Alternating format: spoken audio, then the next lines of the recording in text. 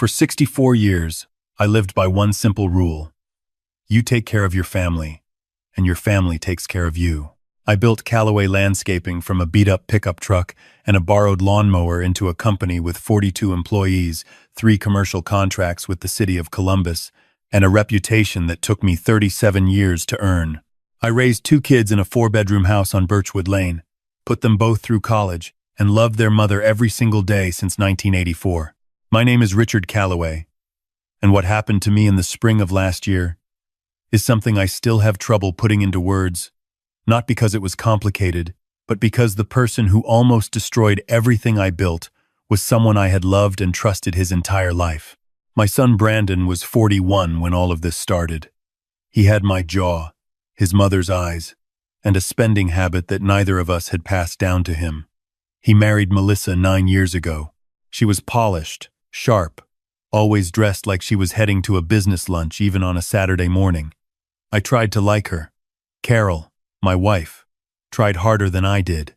But there was always something behind Melissa's eyes when the conversation turned to money. A kind of quiet calculation that made me uncomfortable in a way I could never explain out loud. I told myself I was being unfair. I told myself she made Brandon happy. I told myself a lot of things that turned out to be wrong. My daughter Amy was 38, lived 40 minutes away in Westerville, worked as an ER nurse, and called me every Sunday without fail. She had never asked me for a thing beyond what she needed. When she was in college, she worked 25 hours a week at a diner, so she would not have to ask me for extra money. I used to joke that she got my stubbornness and missed out on the charm. The truth is, she got everything that mattered. The trouble started in January. Business had slowed, not collapsed, just slowed, the way every seasonal business does in Ohio in winter. Brandon had been working with me for 6 years as operations manager. He knew the books. He knew the contracts. He knew exactly what the company was worth. And I had made the mistake of telling him in detail what my estate plans looked like because I genuinely believed that he deserved to know. Carol and I had structured everything carefully. She was protected first. The house, the investment accounts, the retirement funds, all of it arranged so that if anything happened to me, Carol would never have to worry for a single day. The business was the one asset that had always been complicated to divide. So my attorney, Frank, had helped me write a plan that would allow Brandon to buy out Amy's share over time if he chose to continue running it. Amy had told me years ago that she had no interest in the landscaping business, that she loved her career, and I respected that. The plan seemed fair. What I did not know was that Brandon and Melissa had been drowning. I found this out later, much later, but the picture became clear eventually. Melissa had convinced Brandon to invest a significant sum into a friend's restaurant venture 2 years prior. That investment had failed completely. On top of that, Melissa had opened 3 credit cards without telling Brandon. And by the time he found out, the combined balance was over $60,000. They were behind on their mortgage. They had borrowed against Brandon's $401k. They were, in the language that accountants use, functionally insolvent. I did not know any of this in February, when I had my cardiac event. It was not a full heart attack. The cardiologist called it a significant arrhythmia episode with some associated myocardial stress. In plain language, my heart threw a serious scare. I collapsed in the kitchen while making coffee, and Carol called 911. I spent 4 days in the ICU at Ohio State Wexner Medical Center before they moved me to a regular cardiac monitoring room. I was weak, tired, and on a medication regimen that made me feel like I was thinking through wet concrete. But I was awake, I was aware, and I could hear everything that happened in that room far better than anyone around me seemed to realize. Brandon and Melissa visited on the 2nd day after I was moved out of the ICU. Carol had gone down to the cafeteria to eat something Amy had insisted. Said Carol had not eaten a real meal since I was admitted. Amy stepped out to speak with my cardiologist in the hallway. That left Brandon and Melissa alone with me. I was lying with my eyes closed. My breathing was slow. I was exhausted but not sedated. They had reduced my medication that morning. I heard the door close. I heard Melissa's heels on the linoleum. I heard Brandon pull a chair closer to the bed. And then I heard him say something that I will carry with me for the rest of my life. He looks worse than yesterday. Melissa's voice was low, Careful. That's actually better for us. The longer he's like this, the more Carol panics, and the more she leans on you. I don't want to rush this. Brandon. Her voice had that edge in it, the one I had heard before in small doses but never fully understood until that moment. We are out of time. You understand that, right? The bank called again this morning. If we don't make a payment by the 15th, they begin foreclosure proceedings. Do you understand what that means? A long pause. Yeah. Then stop acting like we have options we don't have. Your father's will gives you operational control of the business upon his incapacitation or death. We need Frank to confirm that a cardiac event qualifies. If it does, you move into the director role immediately, which means you can authorize the refinancing against the company's assets. My chest was tight, and it had nothing to do with my heart. That's not what Dad intended, Brandon said, but his voice had no backbone in it. No conviction. What your father intended doesn't pay our mortgage, Melissa said quietly. He built that company for you. You are just taking what is already yours a little ahead of schedule. He's not going to know. What if he recovers fully? He'll see the refinancing on the books. Then we tell him we needed emergency operating capital for winter payroll. He's not going to audit his own son. A pause. And if he does, we deal with it then. But right now, this week, we need to move. I need you to call Frank tomorrow and find out exactly what the will says about operational transfer. I lay there, and I did not move. I did not open my eyes. My hands were still. Somewhere deep underneath everything, I was feeling the grief, the disbelief, the raw animal hurt of hearing your own child speak about you this way. There was something cold and quiet settling into place. I had spent 37 years building something. I had given my son every opportunity, every advantage, every trust I had to give. And in this hospital room, with me lying 10 feet away, he was discussing how to use my illness as a financial instrument. I made a decision in that moment. I would not let them see what I had heard. I would not react. I would not give them a single sign that anything had changed. I would lie still in that bed, and I would think, and I would plan. And when the time came, I would act in a way that was calm and permanent and could not be undone. When Carol came back, Melissa was holding my hand and telling her how worried they both were. Carol thanked her. I kept my eyes closed and said nothing.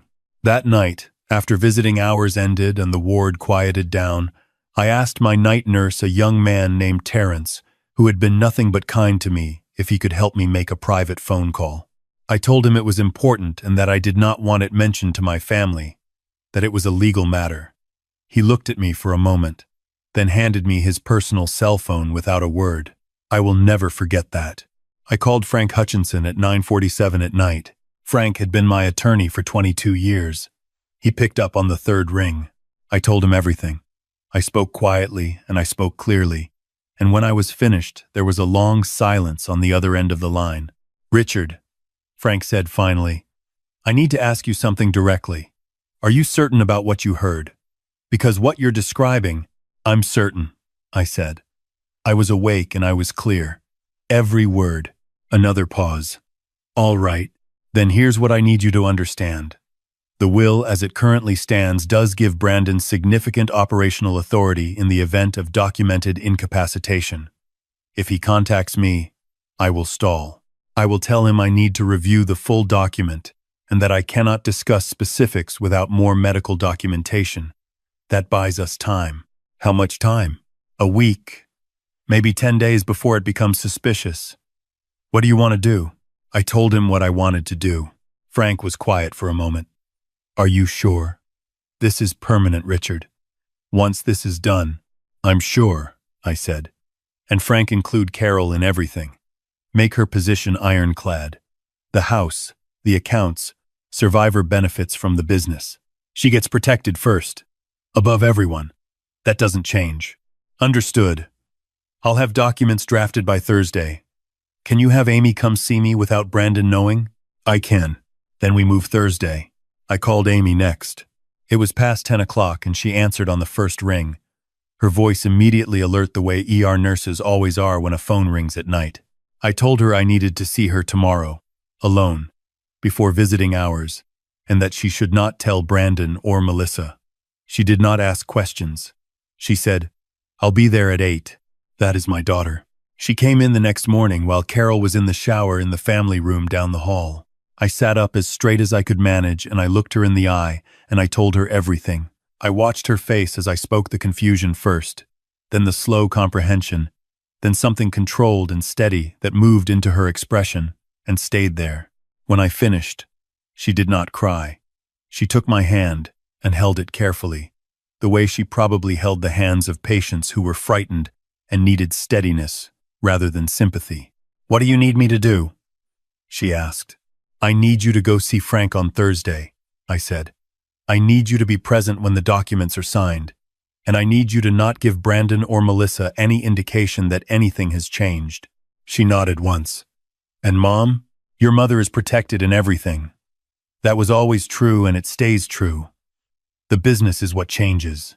Amy pressed her lips together and looked at the window for a moment. "Dad, you gave him everything." "I know. He had a good life because of you. I know that too.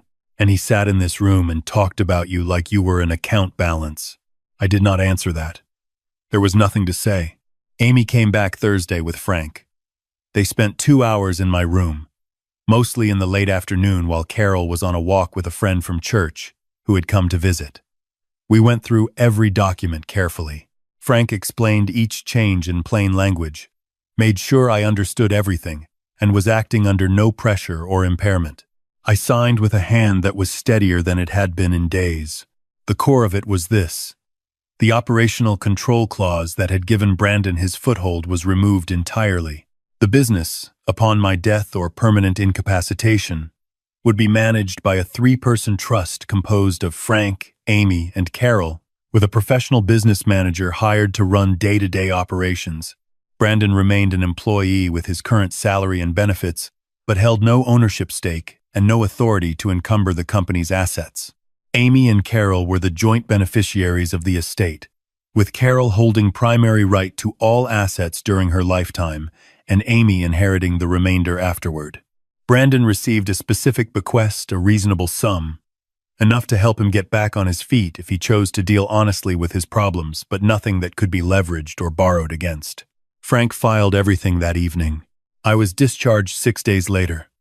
My cardiologist wanted me to take it easy, stay home, reduce stress. Carol fussed over me in the best possible way.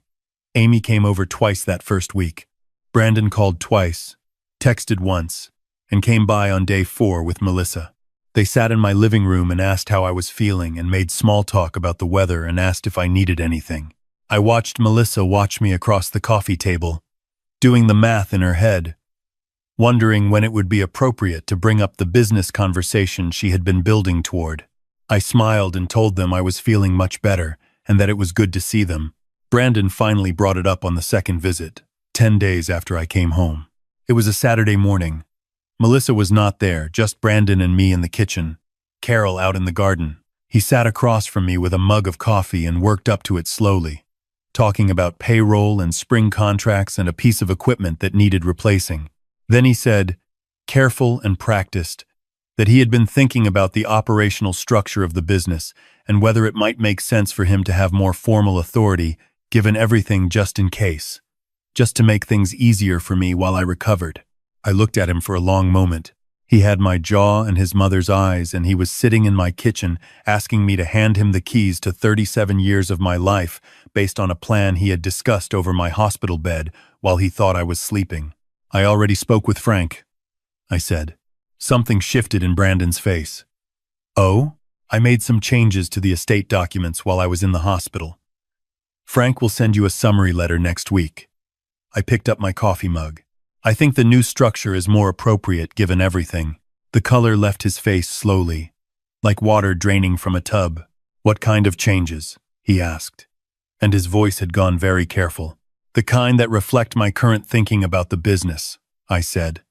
"Frank will explain everything clearly, but I want you to know your salary, your benefits, your position as operations manager, none of that changes. You still have a job here if you want it." "That's not nothing, Brandon. A lot of people would be grateful for that." He stared at me.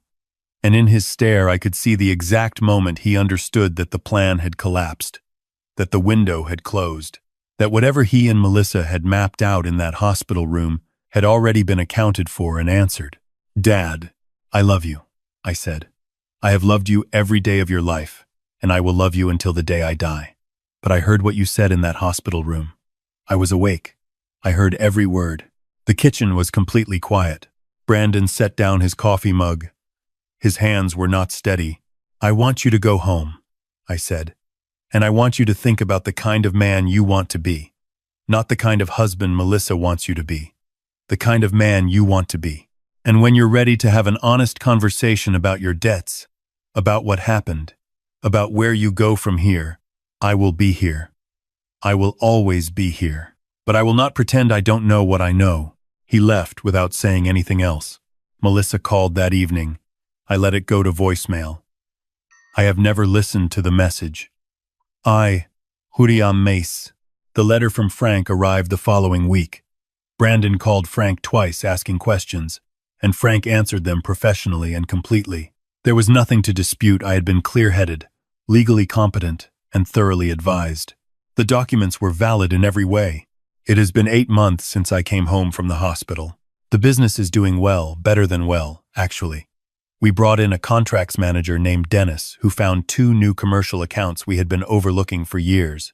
Spring was our strongest quarter in a decade. Carol has her house and her accounts and her life exactly as we always planned it. And she is the one who told me I should tell this story because she thinks other people need to hear it. Amy calls every Sunday. Same as always. Brandon and I have spoken 3 times. The conversations are short and careful, like walking across ice. He admitted, in the second call, that Melissa had pushed most of it and that he had been too scared and too ashamed about the debt to come to me directly. I told him I understood that fear. I told him that the door to an honest conversation had always been open, and still was. I don't know yet what becomes of my relationship with my son. I carry that uncertainty like a weight in my chest that is separate from anything cardiac. Some nights it is heavier than others. But I will tell you what I have learned. At 64 years old, from a hospital bed in Columbus, Ohio, the people who love you don't look at you and calculate your value. They don't measure your worth by what you can sign over or what you haven't taken yet. Love is not patient because it is waiting for something. It is patient because it isn't waiting for anything at all. Carol knew that. Amy knew that. I thought I had built a life where everyone under my roof understood it. I know now that understanding has to be chosen, every day, by every person. You cannot build it into someone else's character the way you pour a foundation. You can only show it, and live it, and hope it takes root. And if the day comes when you are lying in a hospital bed and someone stands over you talking about what you are worth to their financial situation, make sure your lawyer's number is still in your memory. Make sure your daughter answers on the first ring. And make sure that when the time comes to act, you act without anger, without theatrics, and without hesitation. I did not need to shout. I did not need a confrontation in a hospital room. I did not need to make a speech or deliver a verdict like a man in a movie. I needed a pen, a calm attorney, and a daughter who showed up at 8 in the morning without asking why. That was enough. If you are watching this, and you have built something, a business, a home, a life, please do not wait for a crisis to protect it properly. Talk to your attorney. Make sure your spouse is protected first. Make sure your documents reflect what you actually want, not what you assumed everyone understood. The people who deserve what you've built will never ask for more than you're ready to give. And the ones who would take it while you're still breathing, they've already told you something important about themselves, even if they've never said a word. Take care of the ones who take care of you. And if anyone sitting next to you right now has been with you through something hard, turn to them. They already know what they mean to you, but it never hurts to say it one more time.